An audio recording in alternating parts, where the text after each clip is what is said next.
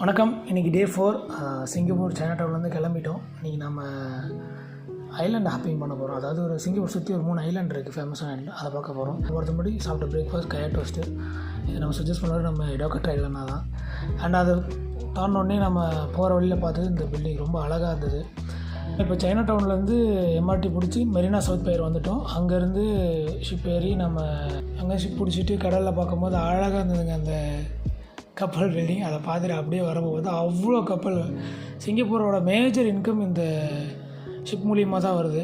ஏன்னா ஷிப்ஸ், இந்த cargo ships மூலியமாக தான் அவங்க கட்டுற டேக்ஸில் தான் அதிகமான வருமானம் வருது இவங்களுக்கு. அண்ட் அதை தாண்டி வந்துகிட்டே இருக்கப்போ தான் வந்துட்டு ஒரு 15 மினிட்ஸ் அதை பார்த்துட்டு வந்துட்டு ஒரு 15 மினிட்ஸ் நம்ம செஞ்ச ஐலாண்ட் வந்துவிட்டோம்.